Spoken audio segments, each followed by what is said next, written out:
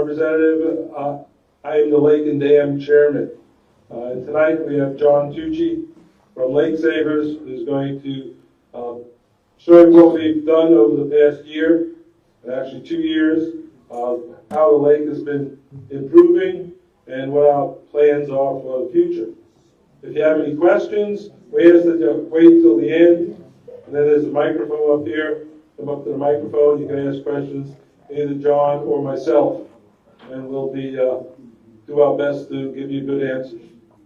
Okay, so without further ado, John. Great. I think I can go without microphone. I'm pretty good at that.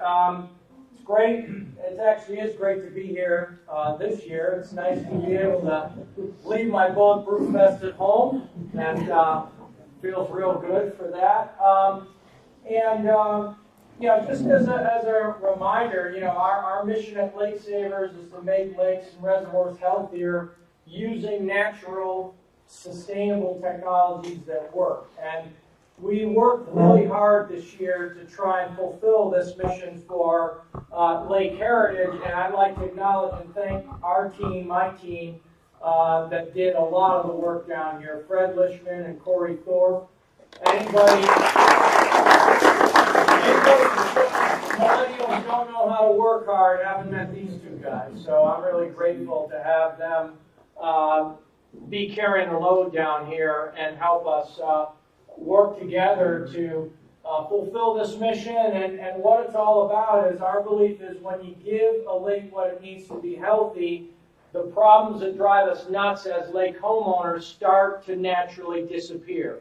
And the challenge for this lake is, how quickly could we make that happen? And so I thought a lot about how to tell the story tonight, and I think simple is best. So I think the best way to talk about what's going on is to talk about where we've been, where we are, and where we're going. So our agenda will focus on taking us back a little bit, so we reorient ourselves to what is the challenge that we're all facing with Lake Heritage. And this is probably an important slide and framework to keep in mind as stakeholders in Lake Heritage. This is called the Lake Trophic Index, and it's a scale that is used by professional limnologists to gauge the overall health of a lake from pristine, which is what is called oligotrophic, to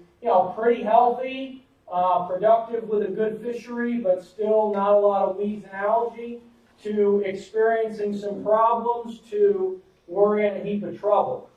And according to a certified lake professional in the state of Pennsylvania, this guy, Lake Heritage on the Trophic Index in 2015, I think this report was done, was at 68 to 71. And you can see the scale that they typically use stops at 65. So this was and still remains a difficult lake improvement and lake maintenance challenge, and that's important to keep in mind. So so a little bit more about that. What does that really mean in terms that we understand as lake homeowners? Well, a hyper-eutrophic lake like this one was out of oxygen below 10 feet. So basically you had a dead zone in the lake below 10 feet prior to aeration. Total phosphorus, which is the key nutrient that feeds that nasty algae that none of us like and can make us sick, is 5 to 15 times target for a healthy lake ecosystem. And it bounces up and down during the season, but on average, it's 5 to 15 times target.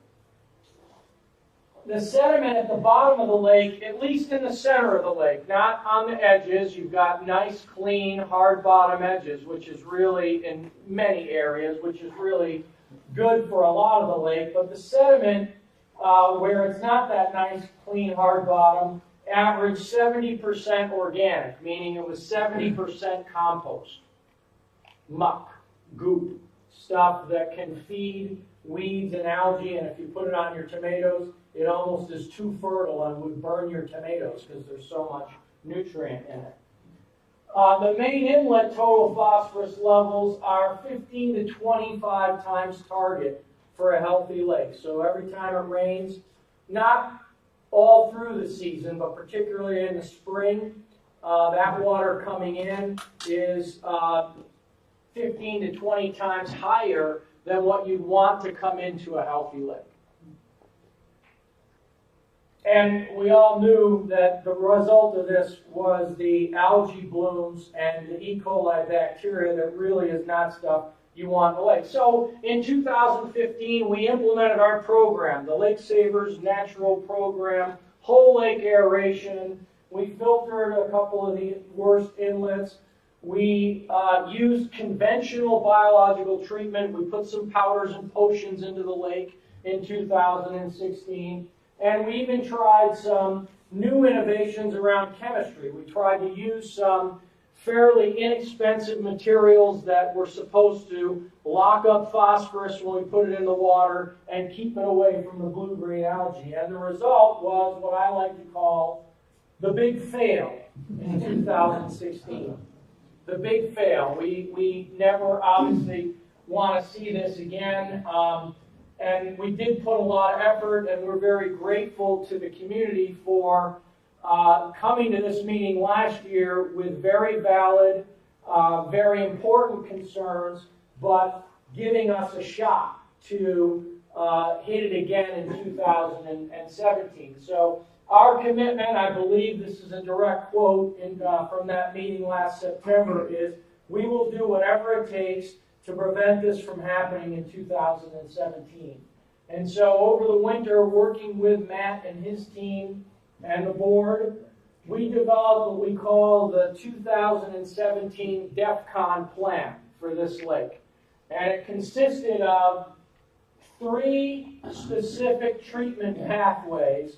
DEFCON 1 was what we call a new approach to biological treatment. From our perspective, it's the best.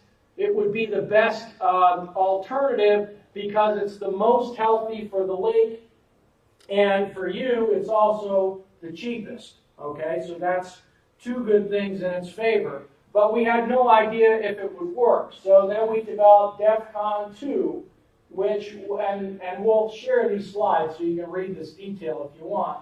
DEFCON 2 was the use of a peroxide-based preventative treatment that is not as beneficial to the lake as biology, but less harmful to the lake than copper sulfate. And DEFCON 3 was copper sulfate. And you can see, another thing you don't really like, you probably really don't like about these 2, DEFCON 2 and 3, is the price tag is significantly higher if we had to go that route than pure biological treatment.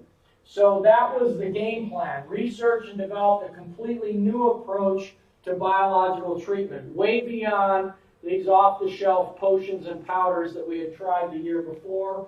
We had it in our back pocket to use this peroxide-based treatment, and then in our other back pocket to call in the cavalry and use copper sulfate-based algicides to not have a repeat of what we had last year. I think it's important also to recap why we are so hesitant to go back to copper sulfate on this lake. And so this is a research paper, side effects from 58 years of copper sulfate treatment on the Fairmont Lakes in Minnesota, several lakes in the developed part of Minnesota. And again, you can read this in more detail later, but basically accelerated, as a result of copper sulfate, you can expect accelerated phosphorus recycling from the lake bed and recovery of the algal population within 7 to 21 days. So you kill it, the phosphorus comes back up off the bottom, and it grows right again. Long-term effects of copper sulfate include copper accumulation in the sediments. Copper is toxic in that form to most life forms in a lake, so that's not a terribly desirable thing. Tolerance adjustments of certain species of algae to copper sulfate dosages. That means that the worst kind of algae, the blue-green algae, develop resistance over time. So, and on and on. The bottom line is copper sulfate is bad for people, it's bad for fish, it's toxic in the lake bed, and it's only good for blue-green algae in the long run. So it is a DEFCON 3. It's only if we have to, is the way we look at it, and we prefer never. A little bit more about the downsides of copper sulfate. When you kill algae with it, it tends to release more of the toxic compounds into the water column, the cyanotoxins. And so even though you may not have as green a water, you can often have a lot more toxic compounds in it that you really don't want to be swimming in. So that's why we're so adamant about trying something different. So that kind of takes us to the present.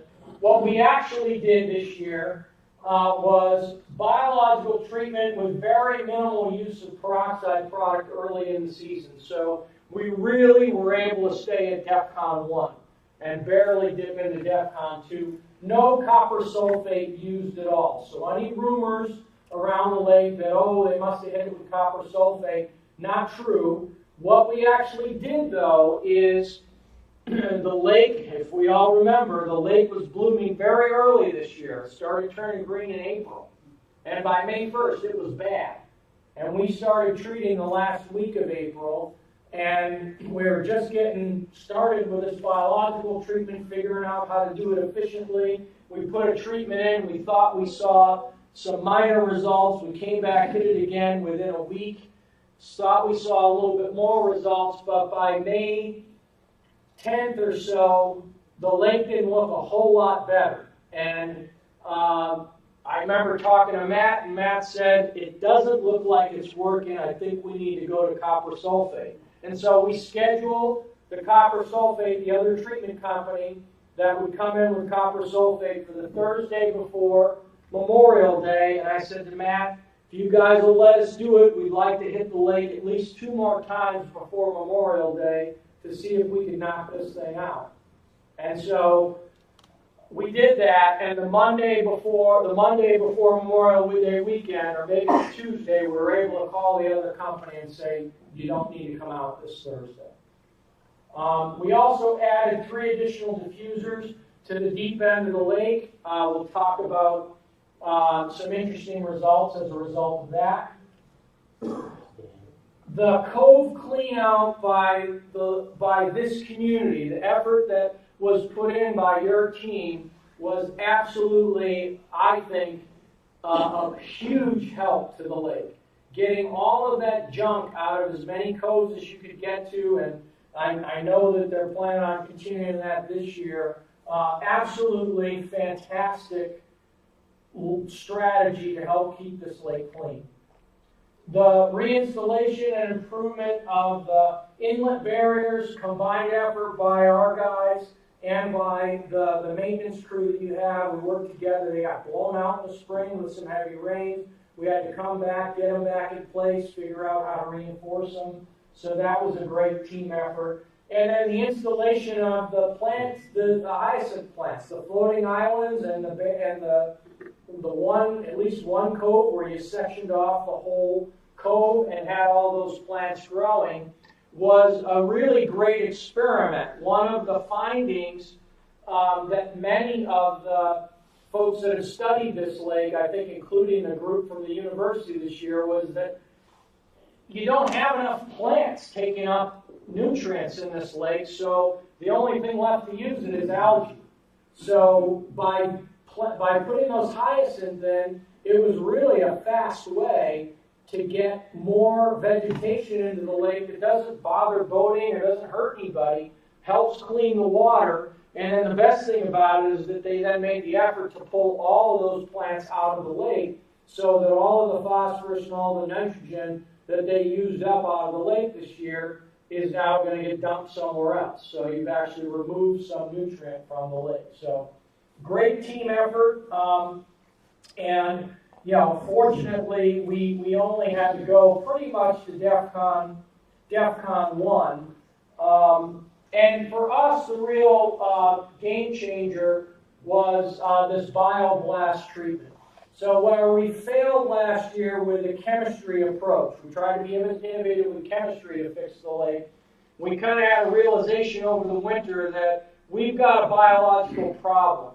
There are trillions upon trillions upon trillions of blue-green algae cells that want to grow in this lake. The only way we can logically fight that is to find some other biological organism that can take them on one-on-one.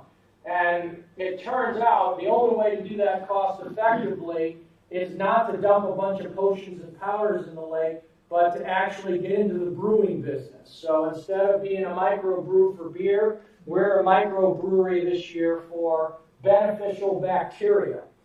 Very microscopic. Some of these organisms you can only see with an electron microscope, but in each one of our tanks there are trillions upon trillions of these beneficial organisms that we wake up in these tanks and then get into the lake as quickly as we can and as high volume as we can.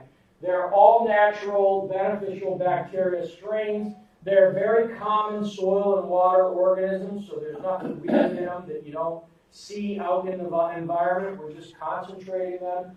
They're native to North America, and they're certified organic and non-GMO. So this is not, science fiction creating new bugs that are going to now turn and attack us. This is pretty safe, pretty proven technology that is used in agriculture, used in wastewater. We have just amped it up to a new level, and in fact, I calculated it all out. We did 10 treatments of the lake between 4/26 and this week, and put a total of 200,000 gallons of activated product in this lake in order to try to combat this. And you spend a lot of money for that. I'm not going to go deep into budgets. You can talk to your board. But what I will say is I did the calculation. You pay about 17 cents a gallon for that product.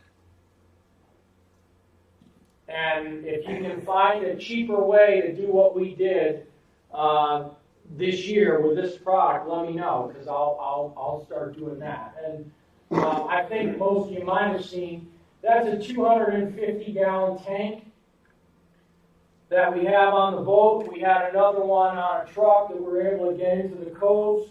So you can do the math. Divide 200,000 by 250. That's how many trips we made to try and get this product where it needed to be in the lake during the course of the summer. This was the coolest thing on the float.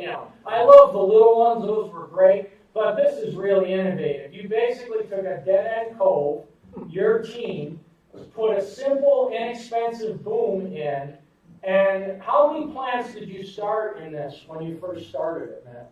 20. 20 turned into this.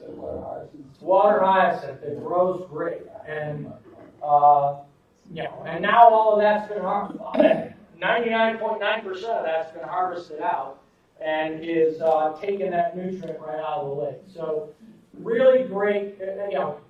These technologies are not easy. It's not easy. It's not easy fixing a lake that's in this condition and doing it naturally. But together with the innovation you guys are doing, because I will tell you, this is a fact. You can measure the square footage of that. There is several companies that sell floating treatment wetlands or floating islands that you can plant with plants. Planted and installed, those are $80 to $100 a square foot.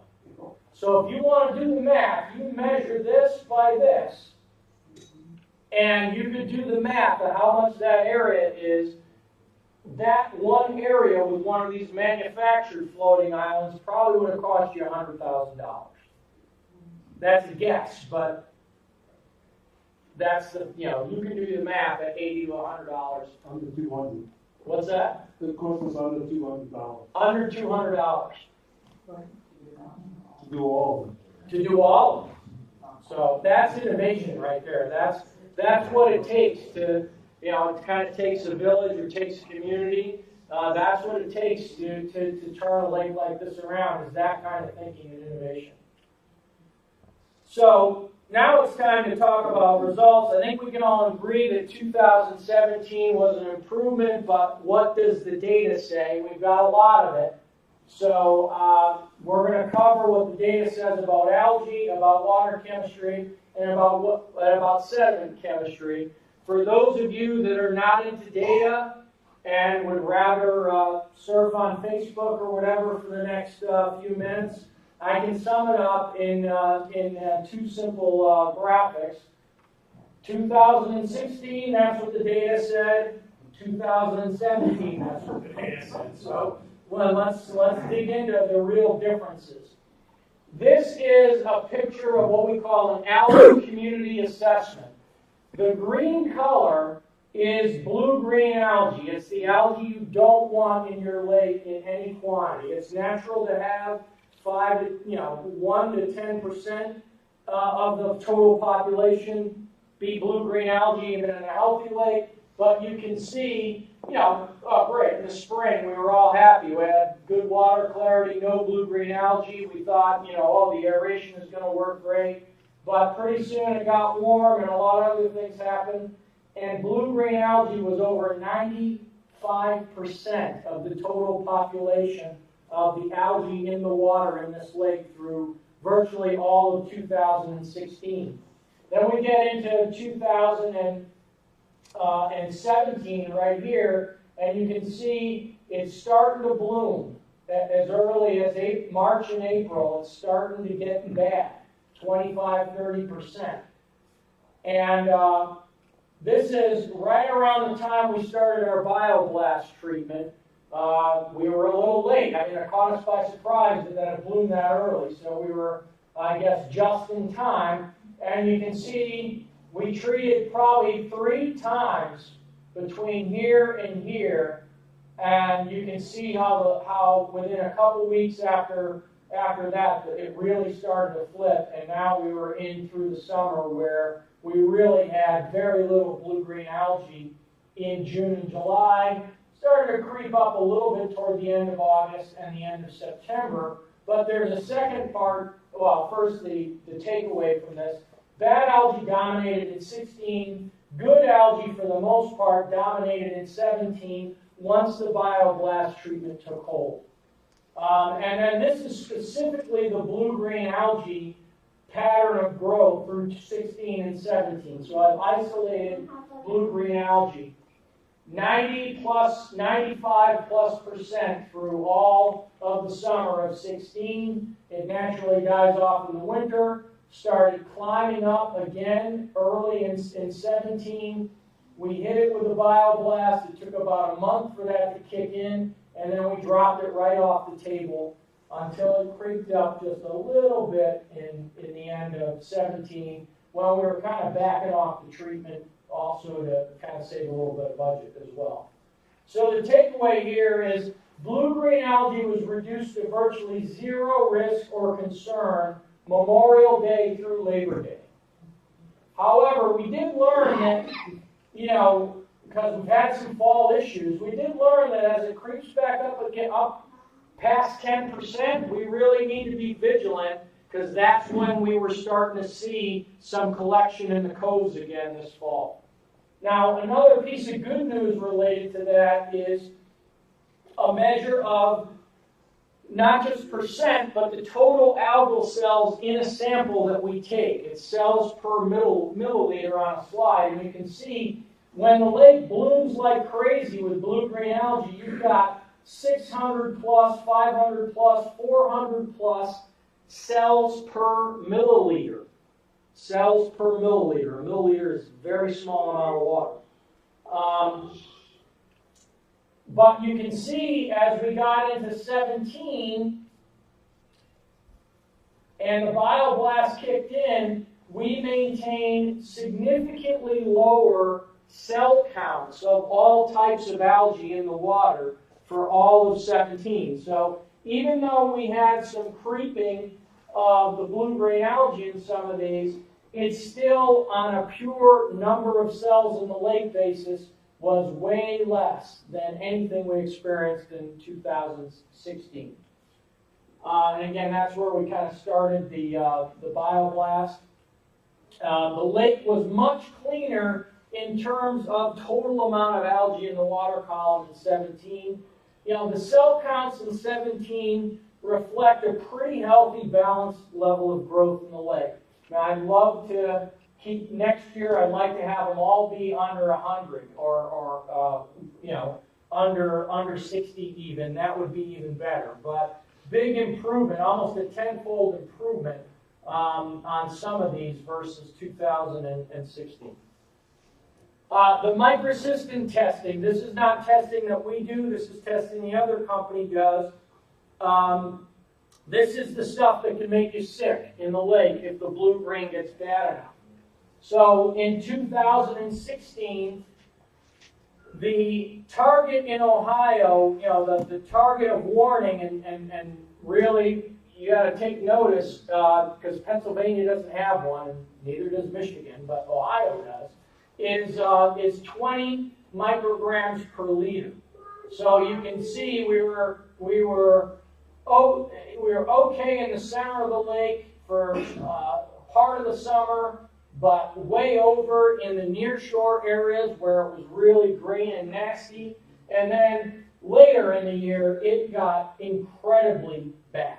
I mean, this is nightmare scenario here. Center of the lake, over 25, and then nearshore, this was over 6,000. That's bad. That's epic fail 2016. That's what that is. 2017, there were 2 testing dates. There were 2 tests conducted. I think a third. We're waiting for the results. Look at the difference. And what does that really mean? Well, the takeaway here is levels were lower than what is allowable for drinking water, for adults and school-age children in 2017. So this is virtually zero. In some cities that get their water from reservoirs instead of wells, they're sending water with more microcystin in out to your taps. So that's big improvement. That's significant. So while we still dealt with some scummy stuff here and there in some places, it was a sea change in terms of the risk to dogs and kids and us using the water. And we were looking to improve on this and on the aesthetics even more next year. So now into sediment chemistry. We track the water clarity using this tried and true Secchi disc measurement. You know, we all got cocky and fooled. In June 1 of 2016, we had 10 feet of clarity. And we thought, oh, it must be the aeration. Oh, it must have been the winter bacteria we put in.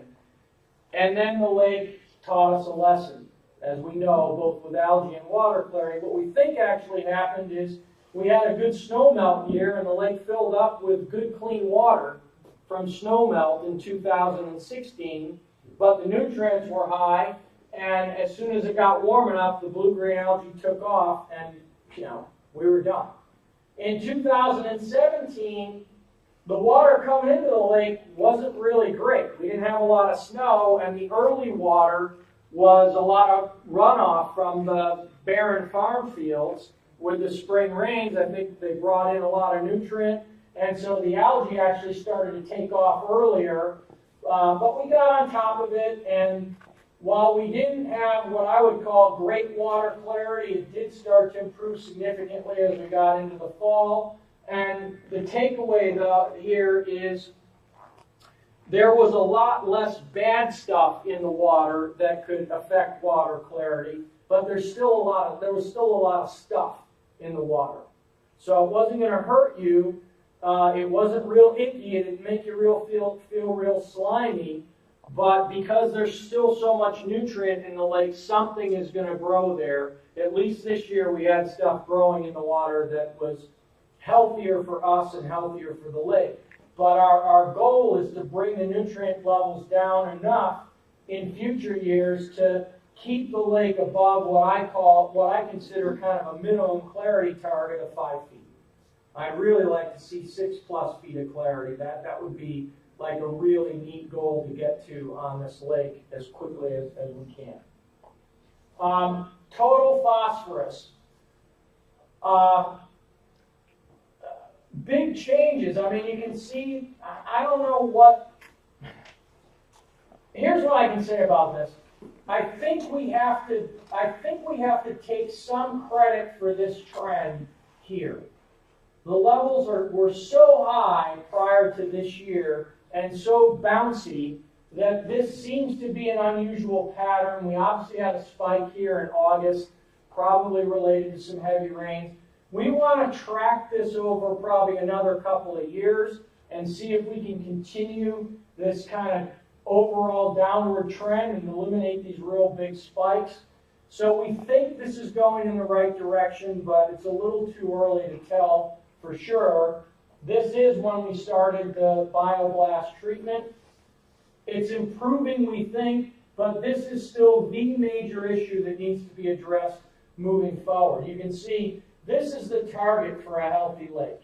And we kind of got close. And one data point, July 3rd, don't know why really. And then we bounced back up and we're still pretty far away. This is too big of a delta on average from what's healthy for a lake for total phosphorus, and we need to close that gap.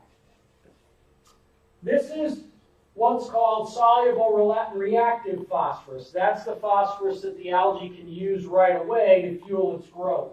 Little better story here in terms of the prior pattern of some really huge spikes and some really incredibly high levels. This is really, you can have wastewater lagoons that have this amount or even a little less orthophosphate in it than what these levels up here are. And we think that's a function of when the blue-green algae blooms and busts.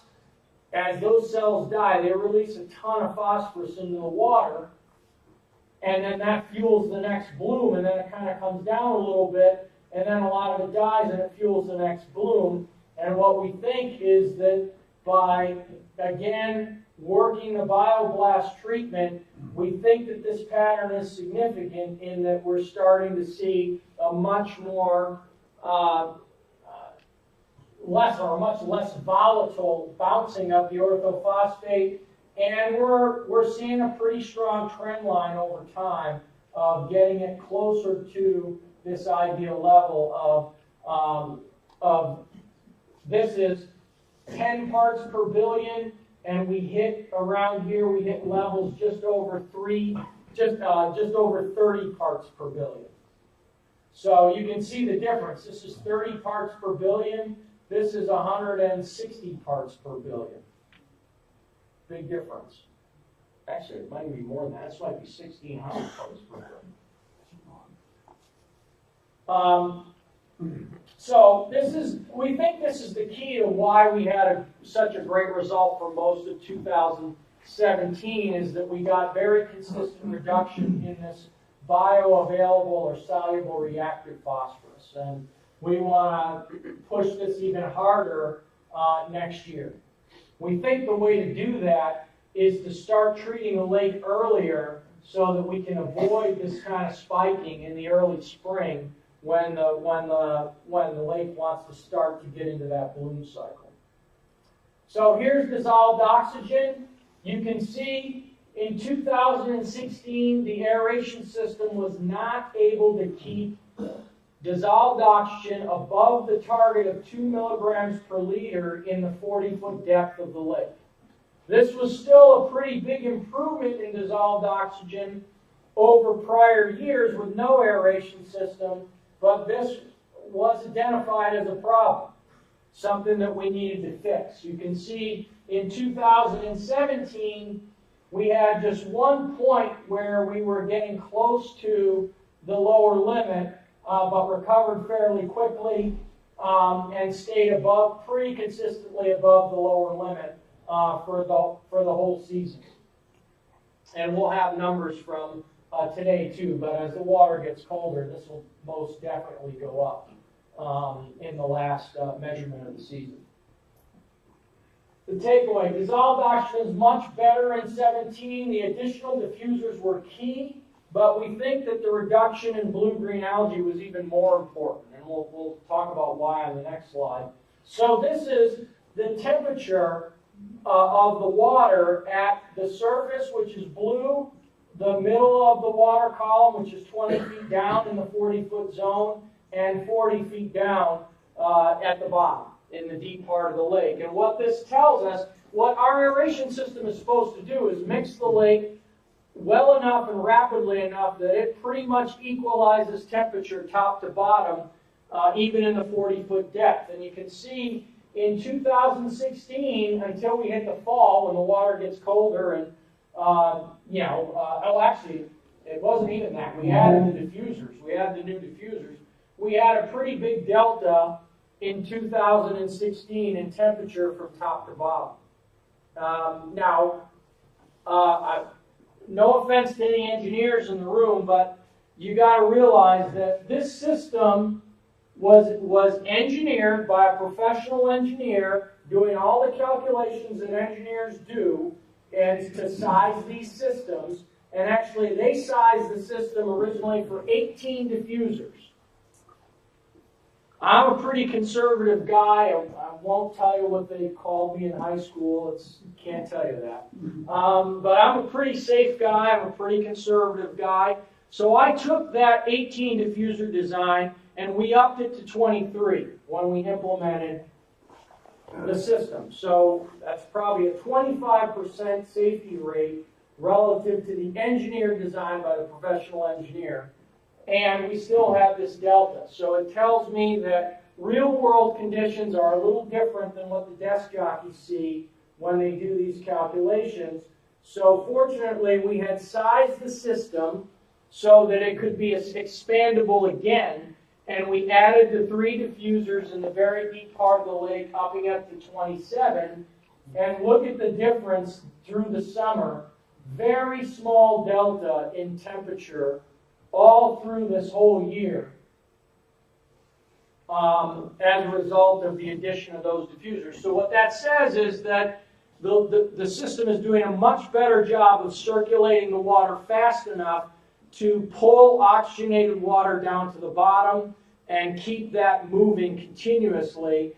If you then start to run out of oxygen at the bottom, despite that, doesn't necessarily mean your aeration system is bad. It's doing the job it's supposed to do. It's just that you have so much demand at the bottom of the lake that it's using up the oxygen faster than we can get it down there. And even adding a couple of diffusers more may not even help that situation because at a given temperature, when the water gets warmer in the summer, the water holds less oxygen, so even if we mixed it faster, we probably wouldn't change that DO characteristic very much with additional diffusers now that we've got it dialed in here. So our answer is that with the addition of these 3 diffusers, the system is pretty well optimized. Further improvements in DO will come from reducing the amount of biology in the lake. And the only way to do that is to reduce the nutrients. So that's kind of pulling our story together about where we're going to start to go. One more slide that's important is the sediment chemistry, the muck on the bottom. We take 6 measurements up through the spine of the lake where the muck, the depth and the amount of the muck is the deepest and it's the most mucky. From the dam all the way up to within 100, 200 feet of the viaduct there, of the bridge.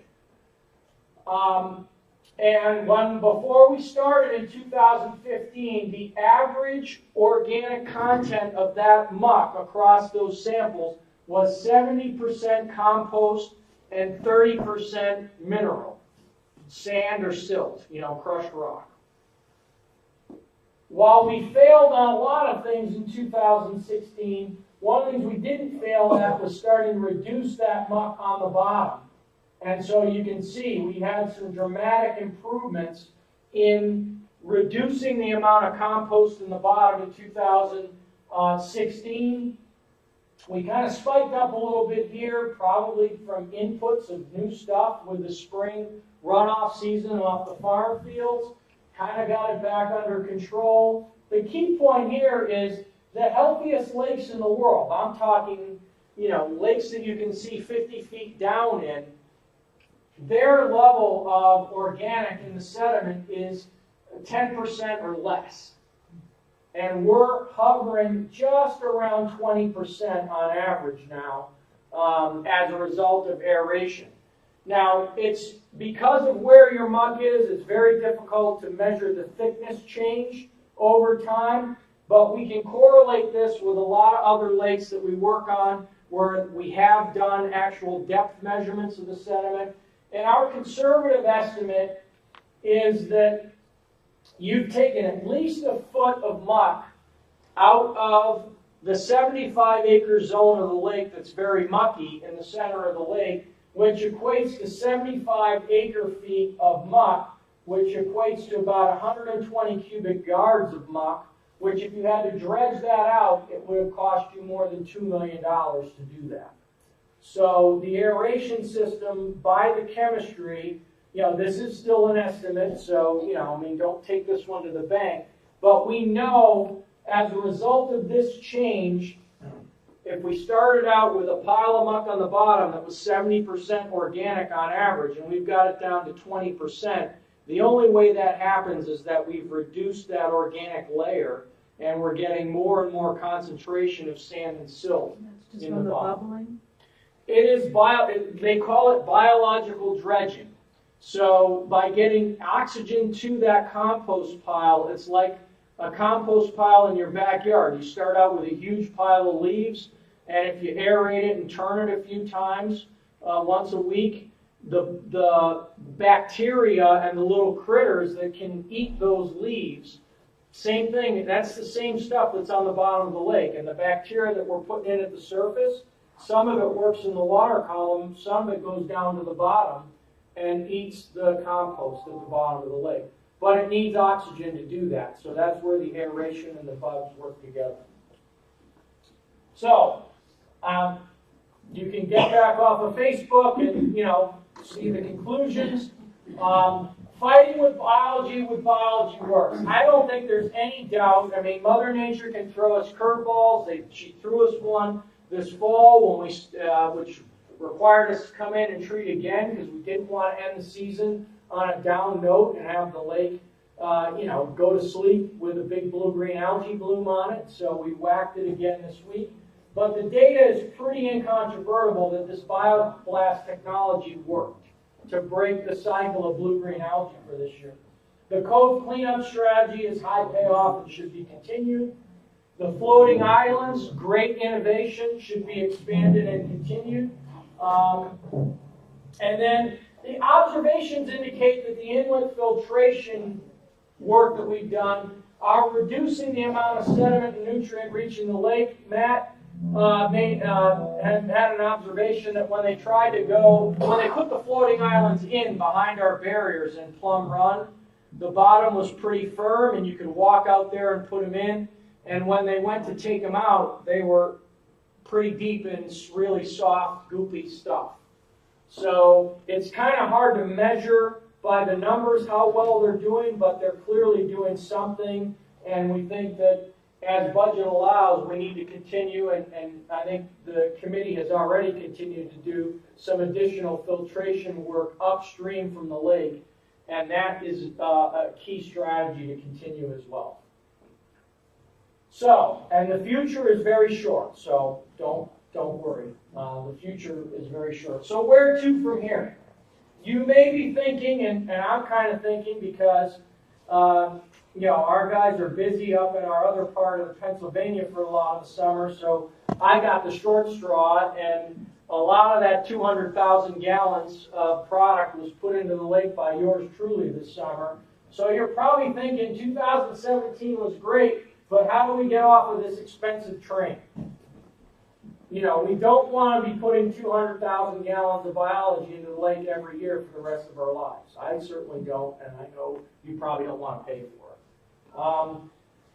I don't think it's going to be easy, but this is our project over the winter. The key point here, the next frontier, is phosphorus. We got to keep driving phosphorus down in this lake any way, shape, or form. Rapid and significant reductions in water column phosphorus is pretty much the only way we're going to really break the cycle and get to the point where we don't have to put hundreds of thousands of gallons of biology into the lake to repeat this result next year. You're doing some things already, inlet filtration. The floating islands are helping. The second part is, no matter what, though, I still think, given the characteristics of this lake and its watershed, you're probably always going to need some amount. You're probably always going to need aeration to keep this lake healthy. But if we can do these two things, I think we can get a much healthier lake and do it at a lower cost over time.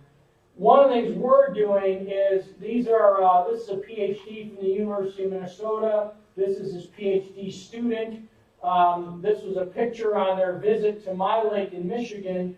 We are partnering with the Abbas Research Lab, who has developed a phosphorus sponge technology that we think has a lot of promise of enabling us to literally go, it's a sponge, literally go to the lake and deploy this material into the lake and pull out enough phosphorus quickly enough to get an accelerated reduction in phosphorus. And we have been selected, we haven't inked the agreement totally, but we believe that we will be selected to commercialize this technology for lakes.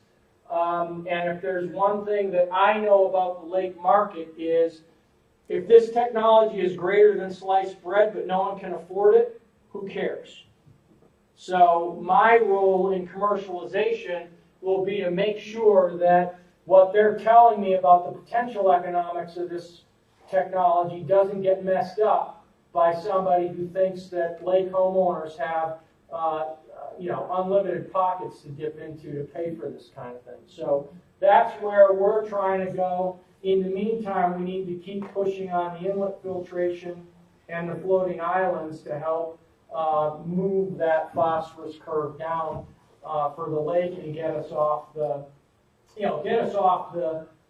kind of the very aggressive biology treatment. So that's the long story. It wasn't a short story. That's the long story. So I'm happy to entertain any questions. How about the climate? Was this year similar to last year? There's not a heat going into it. This year was better. But we don't think it was, I don't think we can ascribe the improvement to the climate too much, because you can see water temps were still pretty close to what they were in 16. So I think Mother Nature did us some favors and did us some unfavors. The unfavor was the spring runoffs, but the cooler summer helped, and we got a little bit more rain this summer, which also I think helped, because one theory I've been thinking about is, in the spring, when there's no crops on the field and you get a rain, you get bad water into the lake. In the summer, when the crops are up and they're holding soil and it rains, you get better water into the lake. So summer rain is better than spring rain. And I think one of the things we got this year is more summer rain, which I think helped flush.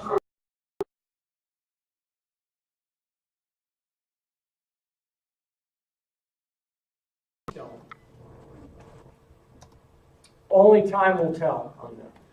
Yeah, we live on 96 Mead on the west side of the lake, and the algae was pretty good all summer, but the last couple of weeks it really was bad. Yeah. But the question I have is, last winter we were taking some debris and an old tire out of the lake, and I almost got planted myself in the lake. I dumped 6-8 inches of muck.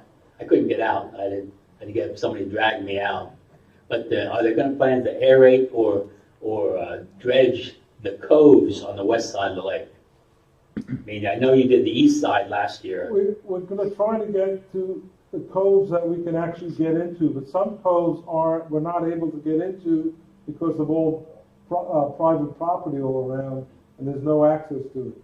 So if we can get access to a cove and the weather permits, we will try to get as many coves cleaned out as possible, starting with the ones we didn't do last year, and then if we have time. We're in the cove right between Mead and Long Street, and that is on our list to do.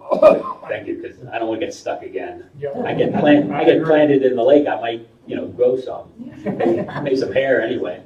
Take your rake with your iron rake, and that's how you do it. You get We out. tried that. I I still got stuck. But anyway, but aerating the coves too, would that be helpful as well? Well, yeah, I certainly would like to sell you more aeration equipment or lease it to you, but one of the things we want to observe this year, the dissolved oxygen in the coves stayed pretty good based on our observations and some of the measurements. So we hit the coves very hard with the biology. So we're hoping that we see some muck reduction in those coves because you have enough oxygen in the water already without aeration. And the biology is really what does the work. We experimented with a form of cove aeration in 2016, and it basically was a gift to the power company. I mean, there are other things we can do, but why we didn't go further with that this year is we had to fix this. We had to try to fix the systemic problem first, and if we can sustain that fix, then we can, I think. And if we can lessen the amount of money spent on biology, then I think we can invest in some of these other problem areas and make them better over time without blowing out the budgets. Thank you. It just seems to me, I don't know much, but it seems like Matt and his team deserve a real thank you from us. I mean, the hard labor came from somebody putting all those plants and everything. So, 100%. thank you to. Oh, yeah, I have to also mention, we ate more cookies than Cookie Monster this summer, thanks to Isla. So that kept us going. Believe me, on the 12, 14-hour days, that kept us going. Because I don't even give my guys lunch, so most of the time, so they were eating cookies for lunch quite a lot. What, in your opinion, what was it that kind of started setting the lake off? Because we've lived here for about 10 years, and I think like 2015 and 2016 was like the first time that it really showed this whole thing with the algae problem. Like, what was it that caused it? Matt, you want to take And basically at the end of, I guess it was 2014, we had been researching ways to bring the lake back to health. It was a very unhealthy lake at that point. The fish were having a lot of problems. The lake wasn't doing well, and we were treating it with copper sulfate very often, and that was keeping the lake from looking real bad, but it wasn't healthy at that point. So we looked at ways. And then in 2015, we went to biological treatment without aeration, and that did not work very well. So then in 2016, we started with the aeration and the biological treatment. And as I said, 16 was a very bad year, and this year, last year, 2017 was a good year. We turned things around. So what happened was we decided the lake was basically dying, and if we didn't do something, it would continue to die. If we kept throwing copper sulfate in, it would never get any better. So we changed over to a more healthy treatment, and so we had a couple of bad years there. But hopefully we're past that now. We're going to continue to have good years. I know that the fishery out there is really, really booming. There's all kinds of fish. They're very healthy. When you pull them out, they're chubby and they're very active and nice color and everything. So the fish are doing so much better, and I think in the long run, this is the way we can save the lake. And I think if we just kept going with copper sulfate, the lake would look good for a while longer, but it would get worse and worse, and eventually, we'd be, totally lost. So is the copper sulfate what caused the problem in the first place, or was it? No, it's the high levels of phosphorus. The copper sulfate just kept it from blooming all the time. Okay? And so, for years, for 50 years, we've been having nitrogen and phosphorus coming into this lake from farm fields, from lawns, and from everywhere else. And so it built up to the point where, at the beginning, we said the levels were so high, they were higher than we're on the scale. And copper sulfate was making it look okay, and we getting through with that, but it wasn't doing anything to change the underlying cause. And that's, we switched over to change the underlying cause, and for a couple of years it didn't go to. And now it's going. Yeah, and there's quite frankly, there's a learning curve. I mean, every lake's a little bit different, so we had, 2016 for us was a year to really figure out what worked and what didn't, and then what do we have to do in 2017 to try and fix it. So we sometimes call that the healing crisis. We're going to try to get better and better at not having those gap years, but it caught us by. I was shocked at how bad. I mean, it was unbelievably bad. I'd never seen a lake respond like that in 16. So I think in a perverse way, it absolutely was a wake-up call for us to say we have to come up with totally new strategies to have a chance at this. And so at least in that was a blessing in disguise. You had mentioned earlier in the slides, you showed that the call it recommended guidelines for lakes as far as inlet phosphorus and that kind of thing was 50 to 20 times, above for our lake. Do we have data that shows at the particular inlets to the lake what the inlet values for concentrations for phosphorus are going to?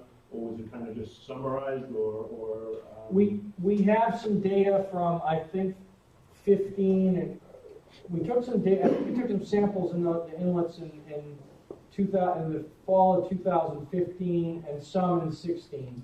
Because if we're going to kind of view, it seems to me that if, based on that kind of dramatic numbers, if we don't go back in our watershed and do some things in the watershed management to control phosphorus coming in, we're still going to have problems. You get rainier years and rainier, right.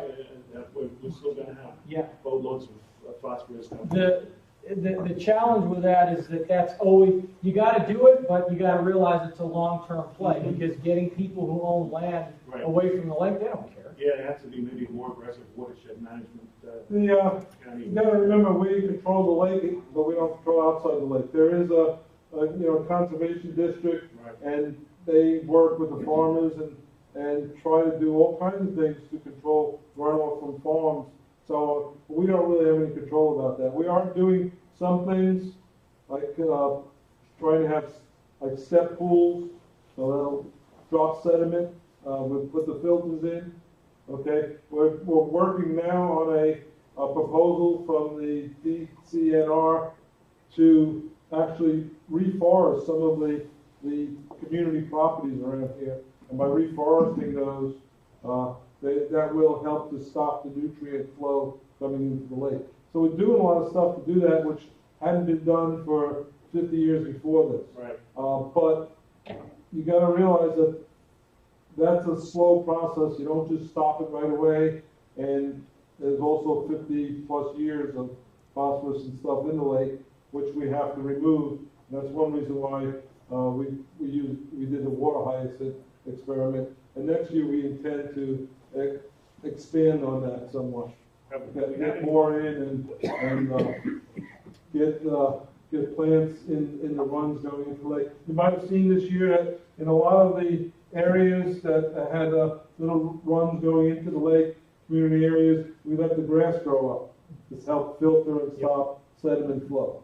So now this time of year, that'll be cut down and that stuff will be taken out to get rid of the phosphorus in there. So next year, we're going to expand on that and try to get some different type of vegetation, native vegetation in there to do the same thing. But we're going to let some of that stuff grow up. And it may not look pristine, but it's, I mean, if we're going to have a healthy lake, it's things we have to do. I got to do one exercise. Everyone close their eyes, because, you know, we're going to be anonymous here. Honest. Close your eyes, raise your hand if you still put fertilizer on your lawn. Not bad. It's not bad. Don't. Just don't. I mean, you know, find other ways to make your grass look good with natural compost or stuff that'll stay put. And most of the soils around here don't need phosphorus or nitrogen. They might need some other kind of micronutrient, iron or potassium or something like that, but they don't need phosphorus or nitrogen. Do you guys allow, can you pull water from the lake to irrigate or not? You're not allowed to do that, okay. That can be good and bad, but you really don't need to put commercial fertilizer on your lawn. Yes. In the newsletter, there was a suggestion about growing stuff in the swales. Mm-hmm. Now, I was thinking about that. My wife doesn't think that would look very good. You know, the swale runs around the whole property. Right.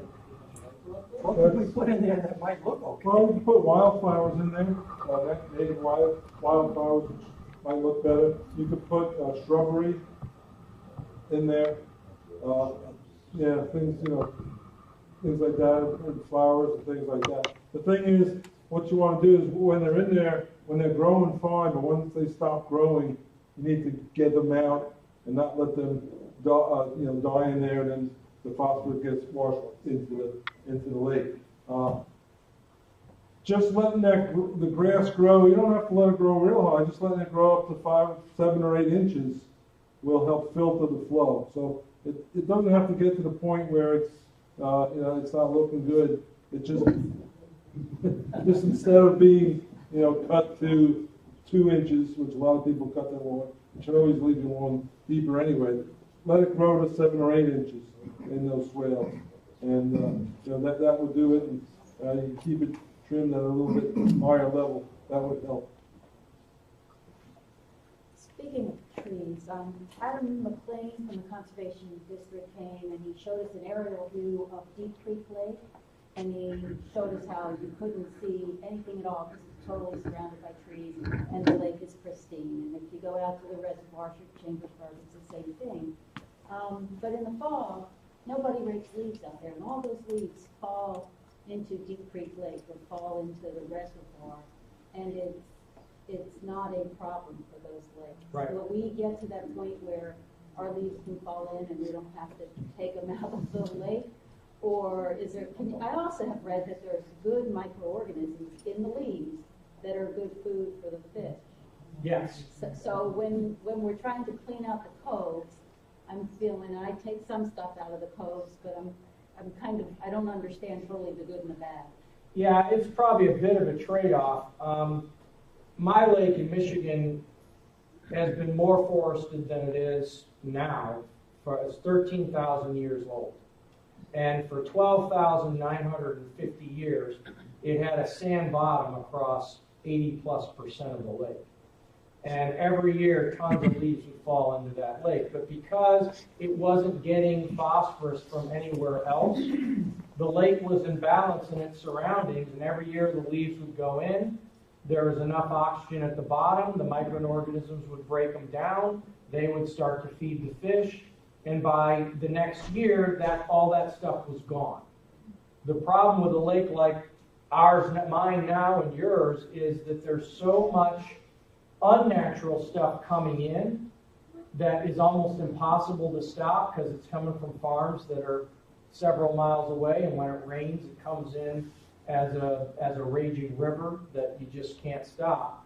So it's kind of a trade-off in that would I rather have the leaves fall into the lake than the manure from the farm fields running in? Yeah. but we can do more about the leaves than we can do about the farm field runoff. So that's kind of where we're at for now until we can implement a longer-term strategy, probably at the state or the national level, to start changing some of the land use practices about these lakes. Thank you. Two parts. Relative to the planting in the soil along the property lines, will there be anything coming out from the board or the Lake and Dam Committee with official recommendations of these are permitted, these are not permitted? In an article a couple of months ago, I did list the plants that were recommended. Basically, if it's a native plant to Pennsylvania, generally it's recommended. If it's non-native, then you shouldn't be being put in. So we go by that, that's still the standing position. That's Okay. that's what I was saying. Then part two, last year I think you talked about this being a 7-year journey. Are we still on a 7-year path? At least, yeah. But what we committed to was that we couldn't have 5 years of an unusable lake and then it looks good in year 6. So, you know, that wouldn't be long for this business. So I actually think we made a quantum leap this year. So according to the experts, they do say that there is a cumulative impact of this biological approach. So over a few years of treating the lake pretty heavily with this stuff, it's not as good as a preventative watershed strategy, but it shouldn't just start every year as bad as we were the last year. So that's what we want to monitor the next, starting next spring and next year is, can we have the lake we had this year with less treatment? Or can we have a better lake than this year with the same amount of treatment? I mean, I think that's part of a decision-making process with the board and the committee. I'd like to shoot for pretty aggressive because I'd like to see if we can get the water clarity up above 5 feet and do some of these other things, drop the phosphorus down faster. And my plan is there's a lot of pieces that got to go in place, but my plan is to have a commercially viable product of this phosphorus sponge in the water next year, and you can pretty much guess where my first test lake is going to be. So. On that vein, concerning future costs, you recommended we continue aeration, which seems like an obvious thing to do. Are the aeration units leased, or what are the costs to operate the aeration units? They're leased for 7 years at a fixed rate. We cover all maintenance. We cover all break fix. When we added the 3 diffusers and the airline to do that, there was not an additional bill. So that's the benefit of. We think a managed system is the right way to go for at least 7 to 10 years. At the end of the 7 years, we have done buyouts. It's not like a $1 buyout, but because even at the end of 7 years, with all the replacement we do and the maintenance we do, you're basically getting a new system. So there's a point where you can get off that train, but in order for me to recoup the investment and maintain control over the quality of what that system is doing, that's why we do these 7-year contracts. And also, they do all the maintenance, and I've watched these guys do the maintenance, and it's not something that I, my committee, or our maintenance department is going to be able to do. Scuba gear. So, they'll need scuba gear, But but that's a benefit of leasing. they work pretty hard. Maintain it. They need a lot of cookies to keep going. I like it first here and then. What impact is our waterfowl populations having on them? I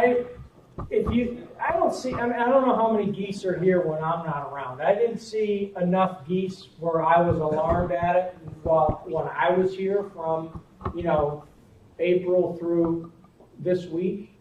But I think if geese are a problem in the winter, that's something that can be a contributor of a pretty significant amount of nutrient.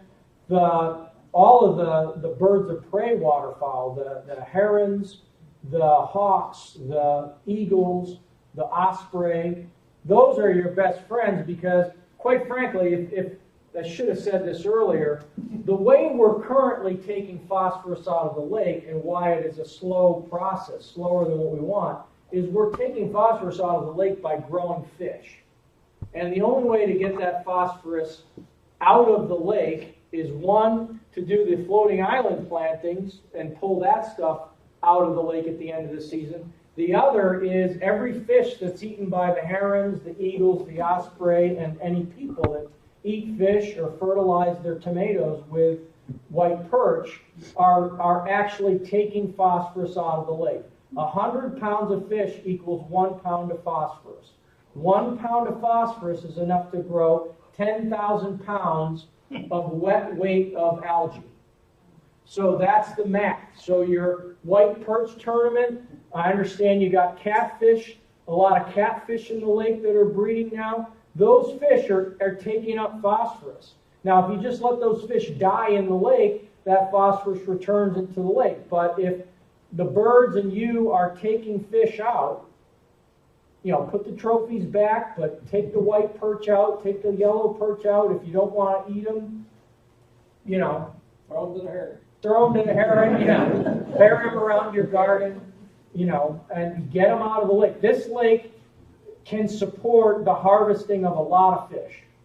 And I encourage that, particularly if you're selective in the species and the sizes that you take out. A few years ago, we had more problems with waterfowl. And we started a program. We telling people not to feed the waterfowl. And we also, a lot of people got noisemakers, and we did some harassment of waterfowl, and we put little flashes out and things like that. So over the last couple of years, we really haven't had that many waterfowl. And most of the ones that are at the lake are passing through. We don't have that many residents anymore, resident waterfowl. And I think, so I don't see us having a problem right now. I mean, some waterfowl on the lake is a good thing. So, I don't see a problem with that. And we don't have an overabundance of them staying at the lake. So we're going to continue harassing them, continue, not feeding them.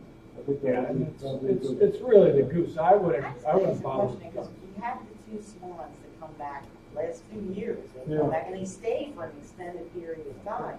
Mm-hmm. I've heard that the goose don't like the swans. Yeah. Could that be a contributing factor to it, since they don't stay for a while? I guess it could be. We don't have swans. Yeah, and because they come back by the shop all the time. They're here for an extended period of time. Most of the summer.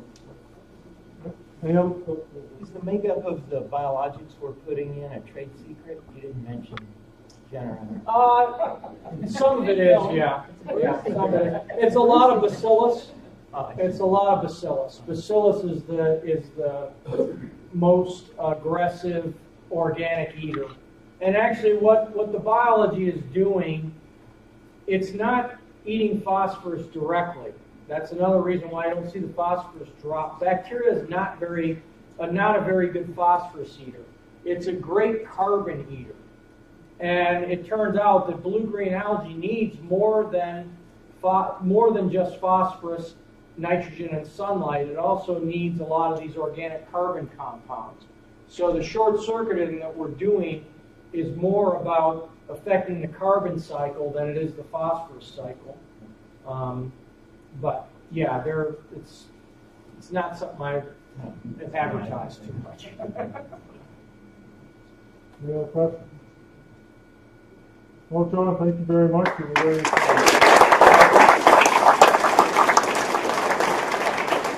I got one last thing. Thank you.